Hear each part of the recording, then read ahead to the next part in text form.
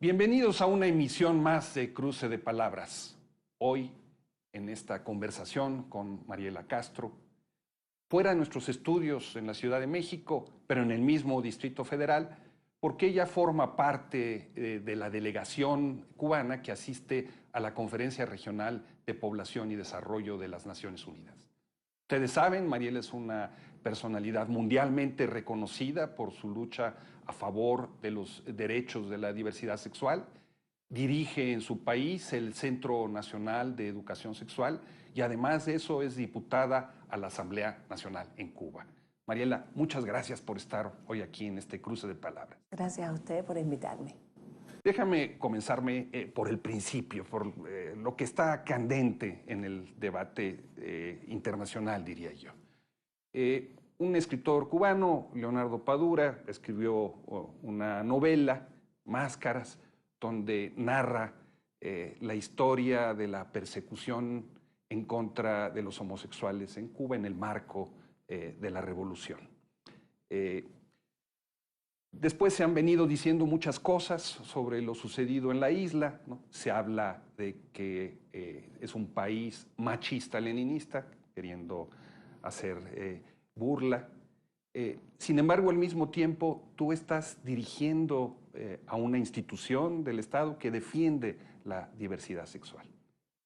¿Qué sucedió realmente en ese pasado cubano y qué está sucediendo ahora? ¿Por qué estás tú comprometida con esta causa? Yo sé, son muchas preguntas al mismo tiempo.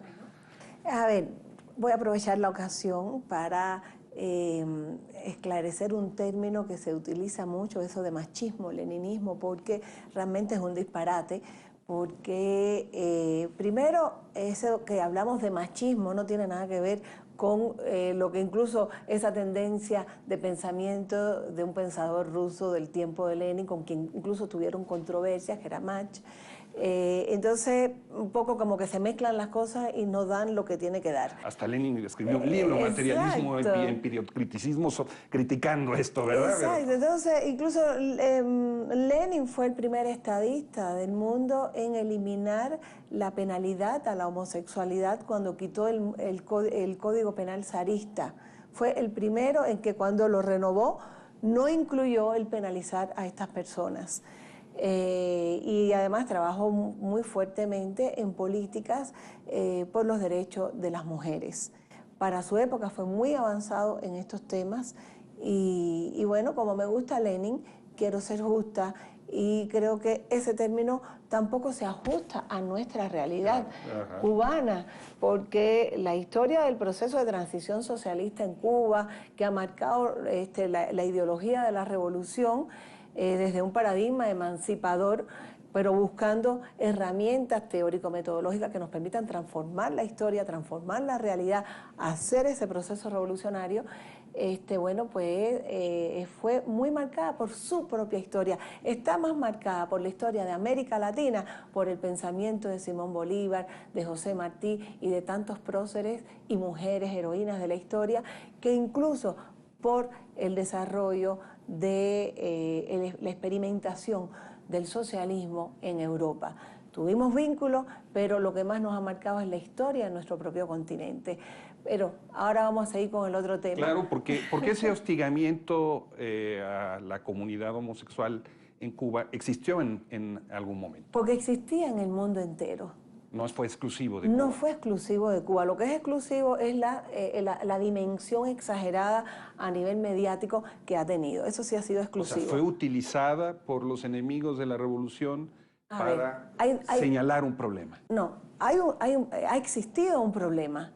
Pero el modo en que se hablan de los problemas de Cuba es como decía Eduardo Galeano, que Cuba se mira con lupa. Es decir, cada una de nuestras contradicciones y problemas se ven demasiado grandes y se utiliza políticamente por los adversarios de nuestro proceso revolucionario. Eso es una cosa. Y la otra es que como todas las sociedades tenemos problemas, tenemos contradicciones y lo que me entusiasma de Cuba es que las trabajamos. las enfrentamos, las estudiamos para hacerlo de la mejor manera posible. Entonces, todas las sociedades, incluyendo las nórdicas, las europeas, los de países desarrollados, son tan machistas como los países subdesarrollados. O sea, la homofobia no es un fenómeno exclusivo de Cuba. Exactamente, el mundo es patriarcal, está diseñado desde el poder patriarcal desde hace siglos, desde que el ser humano descubrió el poder de un ser humano sobre otro, de unos sobre otros. Y entonces, cuando a mí a veces no me gusta que dicen, el machismo latinoamericano, el machismo cubano, ay, déjense crear estereotipos, que el machismo anda por donde quiera con expresiones muy variadas. Lo importante es que seamos todas y todas en todas partes del mundo conscientes de este problema y lo enfrentemos. Y el machismo como un modelo de dominación, como expresión de formas de dominación, donde el hombre está por encima de la mujer y que además se vincula con muchas otras expresiones de dominación que se expresan en el racismo, en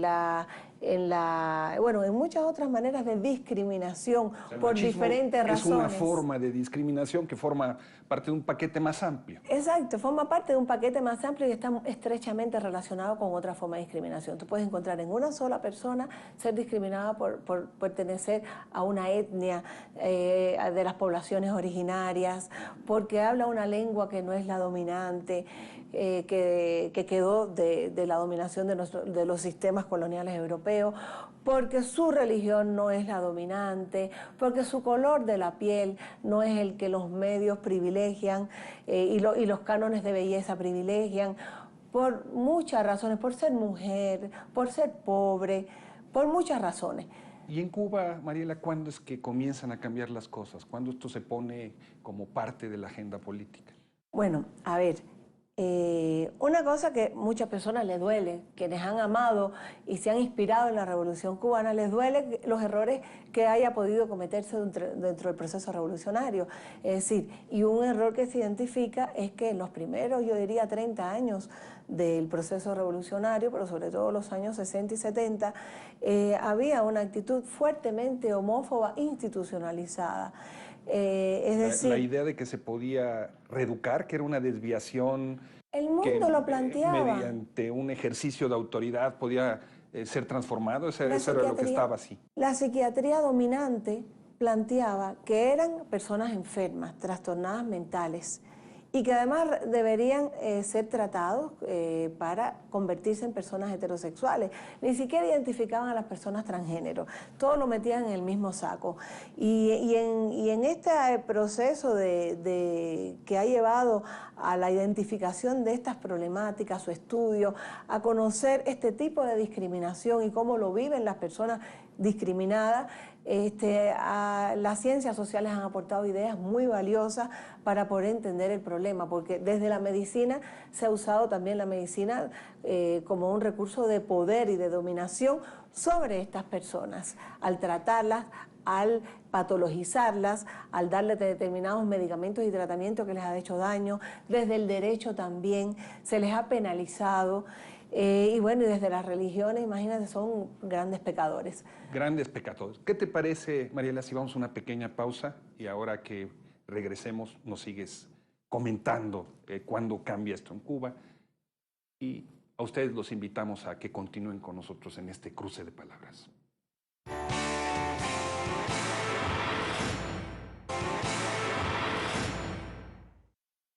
Estamos de regreso en Cruce de Palabras conversando con Mariela Castro. Mariela, antes de irnos al corte, nos explicabas las tendencias dominantes en el mundo alrededor de un enfoque sobre la diversidad sexual. Y déjame volverte a preguntar, ¿cuándo esto comienza a cambiar en Cuba? ¿Por qué? ¿Qué fuerzas se mueven? ¿Quiénes son quien empuja esta transformación en la visión de este hecho?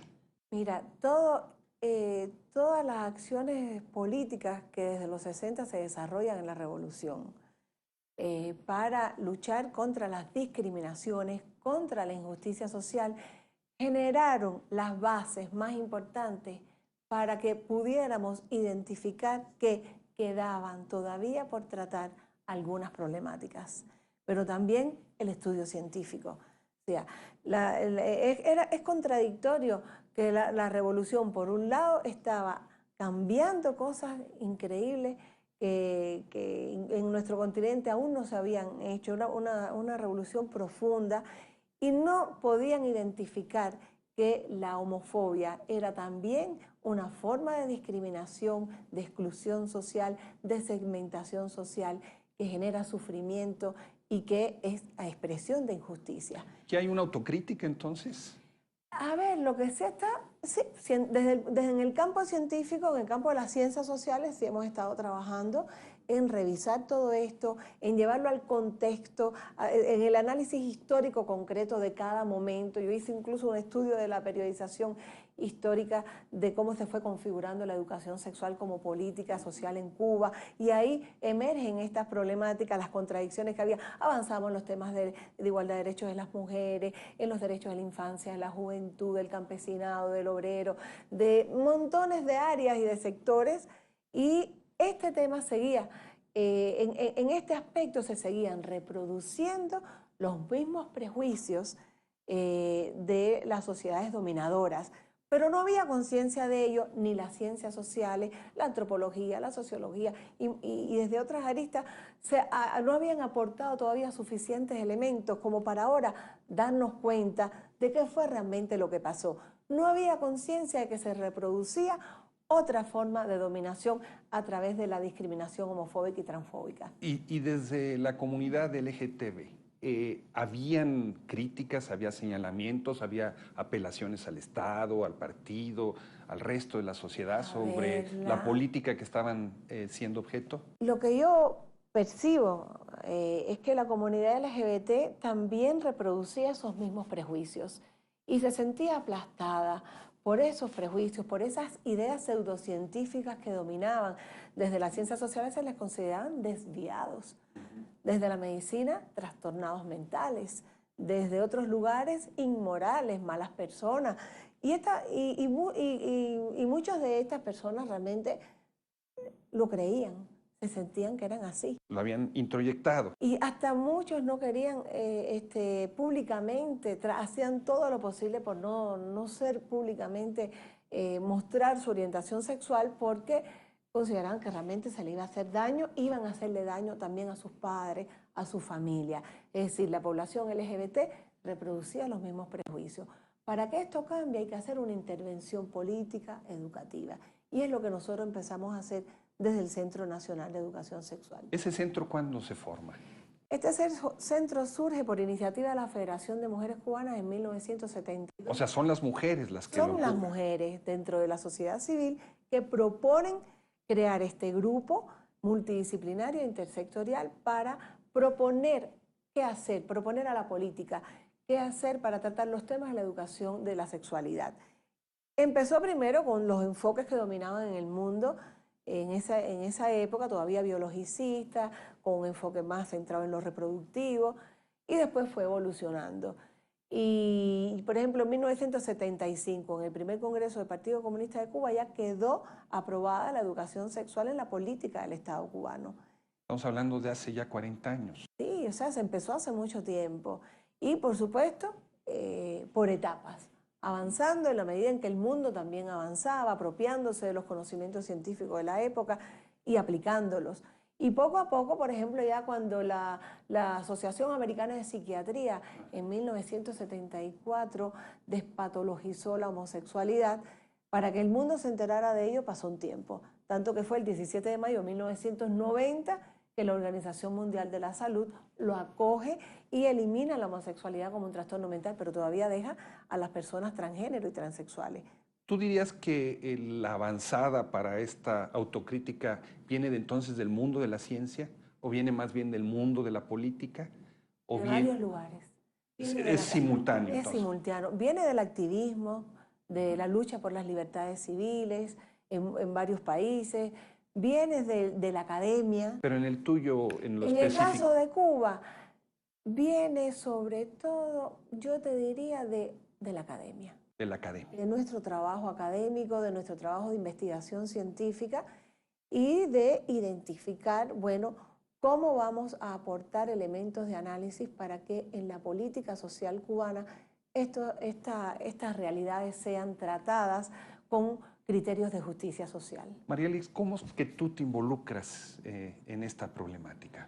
¿Por qué te pones al frente, digamos, de estas demandas? A ver, mira, en la medida que yo iba creciendo, yo me iba enamorando y apasionando con la revolución, que era lo que hacían mis padres, con su sacrificio, su dedicación. La historia de la revolución me caló.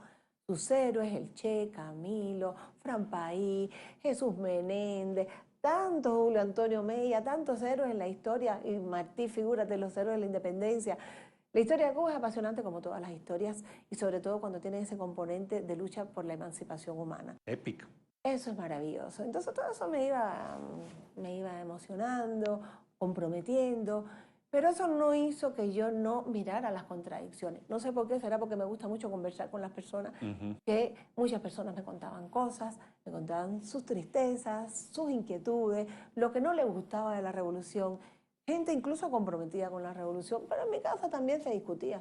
Discutíamos con mis padres, yo escuchaba a mis padres también plantear sus inquietudes de las cosas como las estaban haciendo. No siempre estaban conformes, no siempre estaban contentos, pero siempre desde el compromiso. Y por supuesto, una de las tantas contradicciones que yo observaba era esta. Es decir, ¿cómo es que la revolución, que está haciendo cosas tan lindas por el ser humano, no se da cuenta de que a estas personas se les está haciendo daño? ¿De dónde viene la razón para excluirlas, para considerarlas menos valiosas? Yo no tenía la respuesta, pero andaba buscándola todo el tiempo. Y conocí muchas personas que me contaron sus historias personales. Las historias personales siempre conmueven. Siempre, ¿Había ya una comunidad organizada que se acercó a ti? No existía, era de persona a persona, profesores, amigos, amigas, gente que nos poníamos a conversar y cada uno contaba sus cosas y parece que sentían confianza en contarme sus historias. Y además porque yo era sensible, las recibía y quería entender. Y yo iba, por supuesto, a la casa a discutir. Y ahí también recibía por parte de mis padres que no andaba bien, que eran cosas que no sabían cómo resolverlas, que habían fuertes prejuicios, pero que no sabían cómo resolverlo. Y eso me fue quedando a mí por dentro, entre las tantas cosas que yo sentía que la revolución tenía que resolver. No pensé que yo me iba a meter a tratar el asunto porque mi tema era educación preescolar. Me fascina el trabajo con esas edades de 0 a 6 años. Y bueno, no pensé que yo me iba a meter en estos temas, pero estaba muy atenta. Entonces hay un doble proceso tuyo. Por un lado, un compromiso con la causa de la revolución y por otro lado, una sensibilidad personal. Exacto. Y tu capacidad para escuchar. ¿Qué te parece si vamos a una pequeña pausa y regresamos en muy breves instantes? Y a ustedes los invitamos a que continúen con nosotros en esta interesantísima charla con Mariela Castro. Volvemos.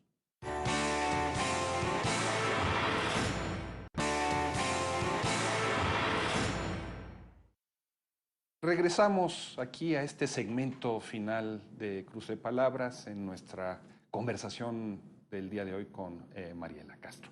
Mariela, nos estabas comentando cómo te habías venido involucrando tú en este asunto, a pesar de que lo que te interesaba era el mundo preescolar, ¿no? De la educación preescolar. Pero bueno, después cuando empecé a trabajar en el Centro Nacional de Educación Sexual, estuve en contacto mucho más directo con personas de la comunidad, o sea, de la población que son LGBT, y me empecé a sentir más provocada y motivada por estudiar.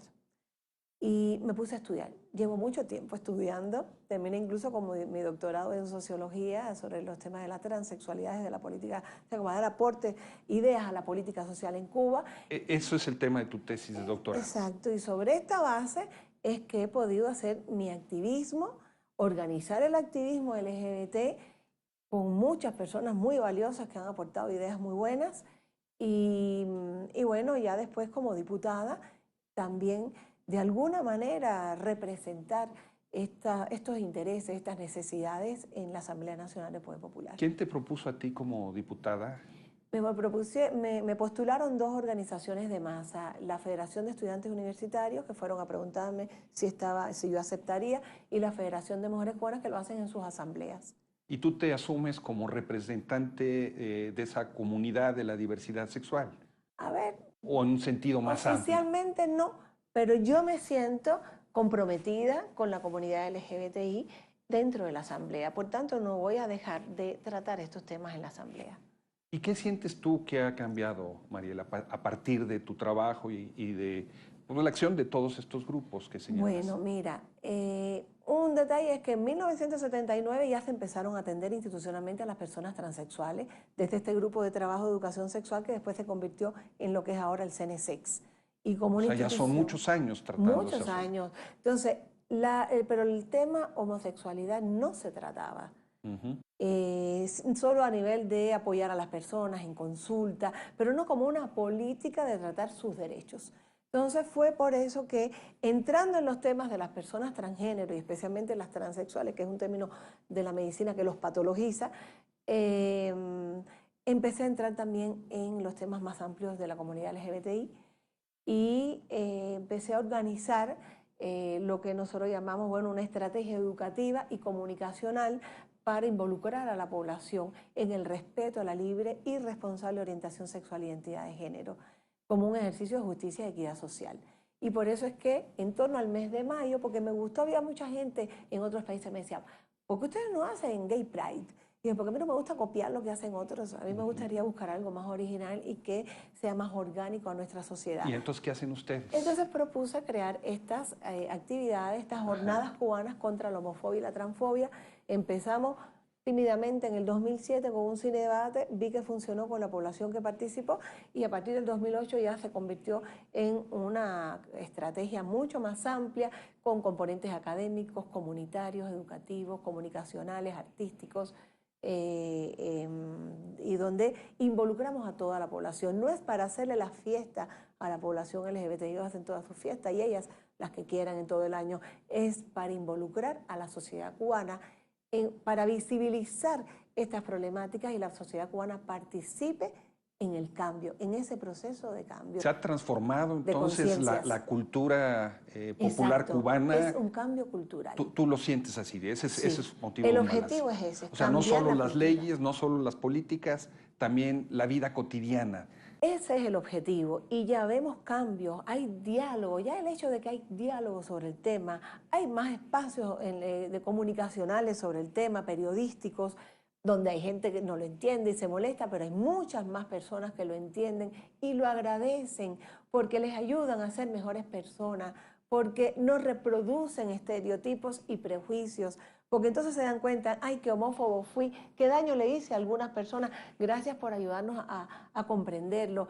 Ese es el objetivo, que además quede legitimado y que además, o sea, no solamente quede en la política, que se vaya a las leyes y que impregne nuestras conciencias y realmente esto se traduzca en un cambio de cultura.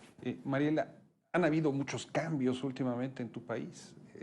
El acercamiento con Estados Unidos, la visita del Papa, bueno, hasta Mick Jagger, el de los Rolling Stones, está hoy allí, ¿no? Va a dar un concierto en algún momento, ¿no? En tu país. Este terreno de intervención político-social que tú haces alrededor del mundo de la diversidad sexual, ¿cómo se relaciona con todos estos cambios que están habiendo en tu país? A ver, bueno, yo siempre digo que Cuba está cambiando desde 1959, lo que pasa es que muchos artistas se enteraron ahora y parece que no somos tan peligrosos por hacer revolución y ya quieren conocernos. Eso, bienvenido porque nos encantan que nos quieran. Y recibimos a todo el mundo con los brazos abiertos y con mucho cariño, perdonamos lo que no entendiste, lo comprendemos, no importa, lo vas a entender ahora, lo más importante es que nos vamos a querer y que vamos a hacer cosas, porque nosotros lo que queremos es eso, que nos respeten y nosotros, por supuesto, respetamos. Ahora, para mí, el hecho histórico más importante de los últimos años es el regreso de los 5. Nuestros 5 héroes, el 17 de diciembre, Día de San Lázaro, que ahora también vamos a celebrar el Día de nuestros 5 santos héroes. Es un antes y un después en la historia cubana. Sí. Que de casualidad también se restablecieron relaciones Cuba-Estados Unidos, casualidad no, luego de un largo proceso de trabajo, bienvenido también, porque menos hostilidad para vivir. Hay que disfrutar la vida, no se puede vivir sometido a condiciones de hostilidad, de bloqueo, de campañas mediáticas, de terrorismo de Estado que hemos sufrido en todos estos años de revolución. Esto quiere decir que va a haber cierto cierta tendencia a la paz, a la comprensión y al acercamiento. Pero antes que eso pasara, yo pude comprobar en las visitas que he hecho en los últimos años a los Estados Unidos que el pueblo de los Estados Unidos no es ese gran estereotipo negativo que a veces se da de los americanos. Es un pueblo lleno de gente muy revolucionaria también, que han luchado duro por sus libertades civiles en muchos sentidos. Hay gente maravillosa que siempre quiso el acercamiento a Cuba y que sufrió la hostilidad de su gobierno hacia nuestra revolución, que es decir, hacia nuestro gobierno y nuestro pueblo. ¿Tú dirías que Cuba está a la vanguardia del reconocimiento de derechos de diversidad sexual? Bueno, eso de vanguardia a mí no me gusta, eso de ser vanguardia, nunca me gustó ser vanguardia, pero sí, muchas personas, activistas de los movimientos LGBTI reconocen que Cuba ha hecho esfuerzos importantes y que sus resultados principales están a nivel político, no tanto legislativo. Hay otros países de la región que han avanzado en el campo legislativo más que nosotros, pero nosotros hemos avanzado más en el campo del desarrollo y la estructuración de esa política. Fíjate que ya, perdón, ya fue expresado en la primera conferencia del Partido Comunista de Cuba, donde ya quedó incluida la no discriminación por orientación sexual en la lucha contra toda forma de discriminación. En el Código del Trabajo, que se transformó después de consulta popular, quedó incluida la no discriminación por orientación sexual.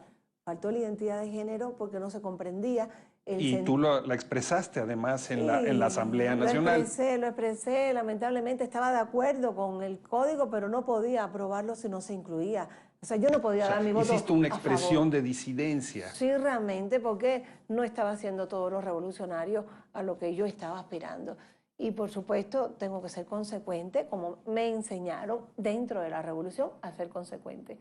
Y bueno, por eso fue el voto en contra. Pero vamos a seguir trabajando para que se comprenda que el concepto de identidad de género garantiza derechos muy particulares. Y sientes, Mariela, ya estamos con la guillotina del tiempo encima, sientes que todas estas transformaciones que están habiendo en Cuba hoy ponen en peligro los avances sociales que han habido. A ver, cuando tú te metes en una nueva mesa, todo se puede poner en peligro, pero no se puede tener miedo. No se puede tener miedo. Yo confío en la historia de la revolución. Yo confío en la espiritualidad fuerte del pueblo cubano, de los cambios que se están dando para fortalecer las bases que permitan continuar haciendo un proceso revolucionario. ¿Y qué significa continuar haciendo un proceso revolucionario?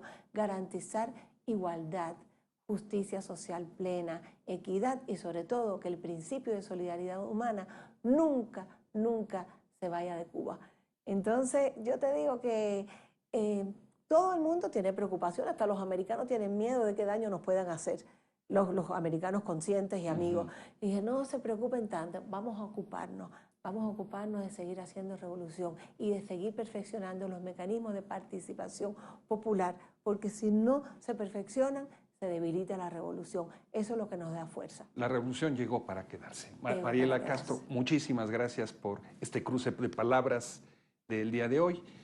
Y a ustedes, amigos, amigas, muchas gracias por su hospitalidad del día de hoy y nos vemos en la próxima emisión aquí por Cruce de Palabras en Telesur.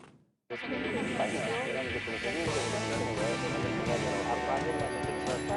por eso es lo mismo.